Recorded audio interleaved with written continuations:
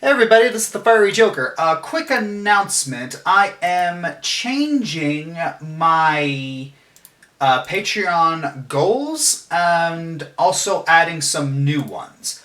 First of all, I am adding new goals for numbers of patrons. And for every 50 patrons I get after 100, I will do a patron poll, which will let the patrons decide what the next countdown will be. Also, I've changed my $2,000 and $3,000 patron goals to different countdowns. 2,000 is top 10 favorite video game characters, and 3,000 is top 10 video game moments. Also, my $4,000 Patreon goal special is Alignment Month, where we're going to do a bunch of countdowns featuring all the different alignments, like which video game characters are which alignments, and Green Scorpion is going to be helping me with this, because honestly, this is actually his idea that I'm stealing. But yes, also, other things. I am going to 2 more conventions this summer, going to CMPC, Crystal Mountain PonyCon in Provo, Utah. There's going to be a promo being made soon, and that's going to appear on Doc's channel, I believe it is. We still haven't decided whose channel it's going to be appearing on, so look out for that one. Also going to be going to BronyCon, gonna be there. That's in Baltimore. That's happening very soon. And I've been thinking about it, and I don't like just giving you these announcements without giving you like anything of substance. So what I'm gonna do from now on is whenever I have an announcement to give, I'm going to give you a sort of unscripted mini countdown. So yes, I just have a couple of these countdowns that I've been had on the back burner but never really did anything with, or really couldn't do anything with. So I felt like, hey, just do it unscripted and see what people think. Alright, the first countdown that we are going to do here is top 10 crying moments. Like, just moments that I remember, like, that just made me cry, that made me tear up, and which ones made me cry and which ones made me cry more. And a couple of these might be more sad than the others and might have a little more emotional weight now, but I'm just putting the ones on here that I remember made me cry and made me cry the hardest. So, here we go. Top 10 crying moments. Number 10. You'll Be in My Heart from Tarzan. I don't know what it is about this song that just gets me misty-eyed. I mean, just kind of the imagery that goes through my head during this song is just seeing your child, you know, grow up and just all the misadventures that you have with them, and eventually getting to the point where you have to, you know, let them go. And that's just the kind of imagery and like emotions that this song stirs up in me. And you know, when I was younger, it just kind of hit me hard, you know. I don't know what it is, but yeah, it still kind of gets me to this day, but not as much as it used to. Number 9. Lavitz's death from The Legend of Dragoon. Funny thing is, this little event was actually spoiled for me from someone in a comment section. I don't know who their name is, so don't try and find it. It was from like a countdown a long time ago, but anyways, so yeah.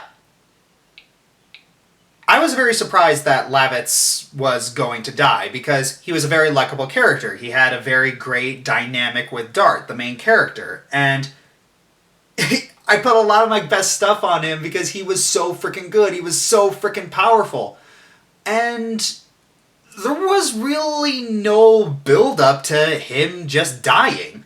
I mean, yeah, you can make the argument that, you know, Eris's death had a little bit of build-up, but with Lavitz, it just came right the frick out of nowhere, which, you know, because it's kind of true in real life. It's like you never really know, like, when someone's just gonna, and they're gone. So yeah, Lavitz's death still hit me and he did so trying to save his king, which, you know, I gave a little bit of development for Albert.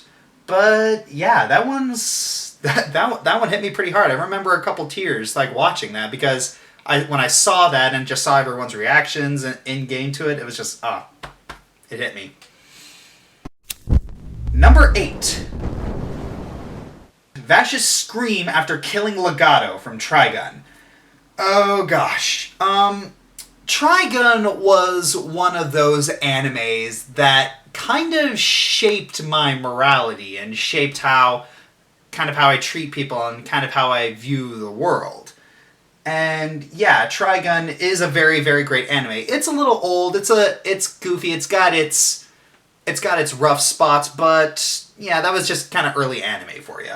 But anyways, is that the thing about Vash was that he was a pacifist, and yeah, he sometimes used violence to enforce the pacifism, but he never hurt anybody. He always used his pistol to save people, to prevent people from getting hurt. And he never killed anybody, and it was always about that challenge. It's like, how is he going to get through this situation where everybody lives? And a lot of times he wasn't successful. A lot of times someone in the situation died and he couldn't stop it. But with Legato, this is the first time where he had to kill someone in order so that other people couldn't die. And Legato forced him. It's like, you kill me or those two people will die. Make the choice. And there really was no way out of it. And that moment itself was also very painful. It was also very emotionally charged because, yeah, Vash was like begging and pleading, don't do this, you have a life to live, like all of that. And it's like Legato didn't care, he just wanted to make Vash suffer. And yeah, Vash eventually does pull the trigger, and yeah, it scars him. It scars him emotionally. He falls into the pits of despair, and the part that actually made me cry was after he was talking with his friends. It's like they leave him alone in the room, and then he just starts screaming and wailing in despair because the gravity of his actions hit him like a freight train. And yeah, that hurt. That really hurt. Number 7. The death of Maes Hughes from Full Metal Alchemist.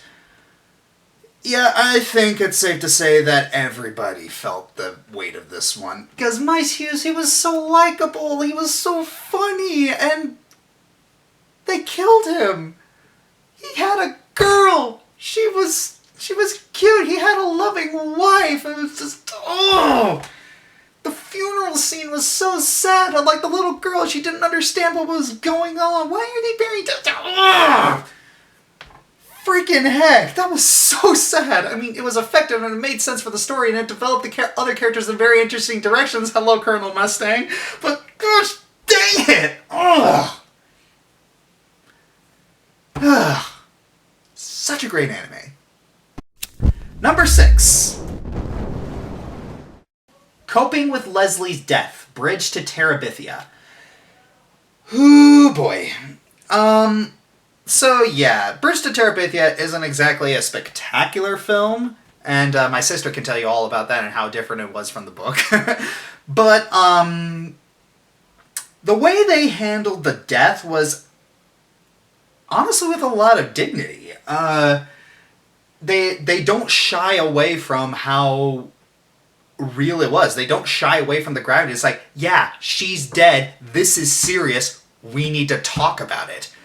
And when it hits the main character and how he just tries to cope with it, it's... oof. I remember, like, the first time someone in my life died, it was my PE teacher, and he just... heart attack. And we had no idea. It's just the last time I saw him, we didn't know it was the last time I was going to see him. It was just like, no one had any idea. And that's just kind of why I kind of like feel I kind of empathize with the main character, is that sympathize with the main character, because that pain of, you just didn't see it, you just didn't see it coming, and a lot of times you just can't process it. So yeah, they did that one thing right. Number 5.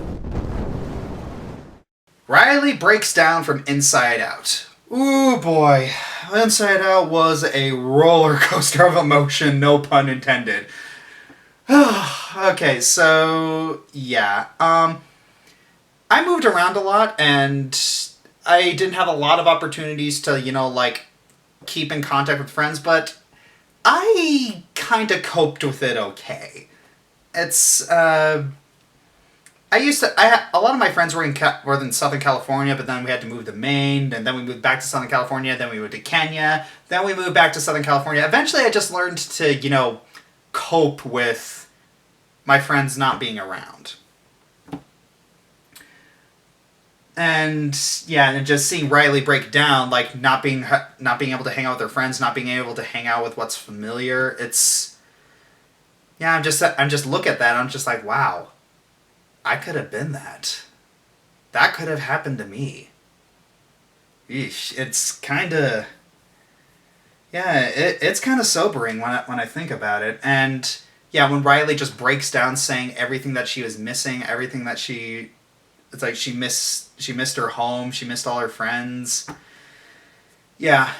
But funny thing is that I don't remember crying too much at that one because there were these two girls in the back just bawling their eyes out, and I just remember looking at that and looking at my sister and thinking, if they weren't, I would be.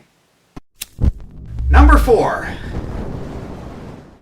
Eobard kills Cisco from The Flash.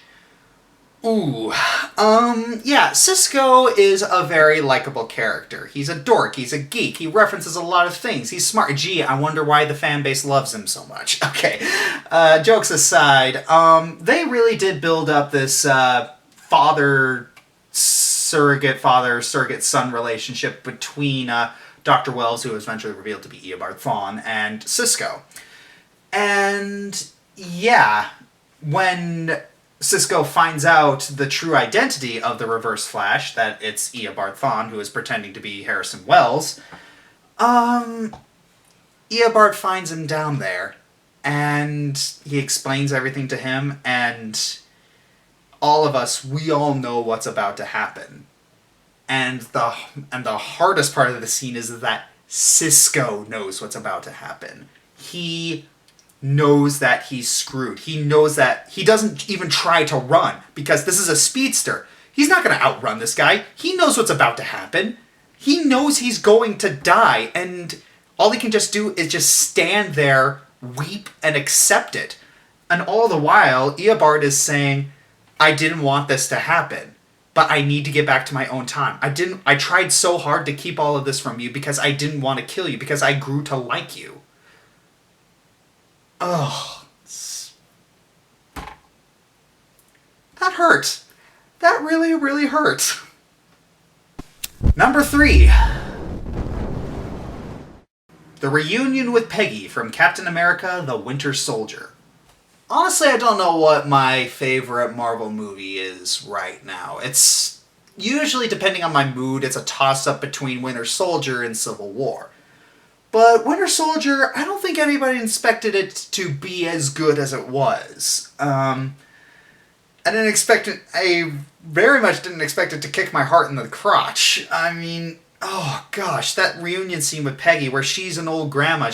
You find out that she's been married. She had a life, she lived her life, and she was able to move and adapt with the times, but poor Steve, he couldn't. He's still stuck feeling like things should be in the 1940s. He hasn't been able to adapt as well as she has. And yeah, he's a stranger in a completely different world. And I'm kind of beating around the bush because the part that really, really hit me was when it was revealed that she had Alzheimer's. And she completely forgot about the conversation that they just had. And she completely forgot that Steve was alive. And the look on Steve's face, that really, really sad smile, it's that you realize, oh no, this isn't the first time this has happened. I cannot imagine the emotional turmoil that that man just goes through. Ugh. Poor Stevie. Number 2. Letters to Mrs. Ryan, Saving Private Ryan. War movies get me. War movies very, very easily tug on my heartstrings. But, Saving Private Ryan was the thing that did it the most. That is a very sad, very intense movie. It is definitely in my top 10. But the scene that gets me the most is... Okay, no one wants to see the black car in their driveway. If you see a black car in your driveway, you know what's coming. Someone you love is dead. I can't even imagine the pain that someone would go through just learning that all of the children she sent off to war are dead. That is... Ugh. It always gets me teary-eyed whenever I see it, because just seeing her fall to the ground as the grief and despair just crushes her, and seeing the two guys just trying their best to comfort her, it's... Ugh. Like If You Cry Every Time. I like that movie so much. And my number 1 crying moment is... Help Me Get One More from Hacksaw Ridge. Okay, Hacksaw Ridge is one of my top 5 favorite movies of all time, alright? It is so good. I love it so much. It's about the story of Desmond Doss, the first conscientious objector to win the Medal of Honor. And he always tried to do the right thing, and when he was a younger, more rambunctious kid, he had a little bit of an accident. He almost killed his brother, and so that was when he kind of made that vow to never hurt anybody, never take a life, and also an incident from his past also made him swear off ever touching a gun. So, he also wanted to join the army, but he wanted to do it as a medic so he could help people. And there were a lot of struggles that he had to get through. It's like people teasing him, people outright harassing, bullying him, beating him, because he didn't want to hurt anybody. Being treated like a, as he put it, being treated like a criminal because he won't kill. But eventually, he does get there. He does get to Hacksaw, and he tries to save as many people as he can. And a couple of the doubters seem to, ease up on him. But then it gets really, really bad one day, and he starts questioning, like, what am I even doing here? It's like, so many of my friends are dying. It's like, what do you want me to do? God, what do you want me to do? And then he hears someone crying out for medic, and some crying out to help him. And then he realizes, okay, that's what I gotta do. And then he just spends the entire night just trying to save people. And every time he saves someone, he says a silent prayer, please Lord, help me get one more. And just the amount of strength and fortitude and pain that this guy goes through just so he can save as many lives as he can. He even saved some of his enemies. And that's the kind of physical, emotional, and spiritual courage that I really, really admire. I was on the plane when I saw this movie, and I was bawling my eyes out. An attendant actually came up to me and said, "Are you okay?" And I was just saying, "Yeah, it's just a really sad, great movie." And that's it. Those are my top 10 crying moments. Let me know if you want me to do any more of these little mini countdowns. I'm pretty sure you'll have a bit of a ball more than I had.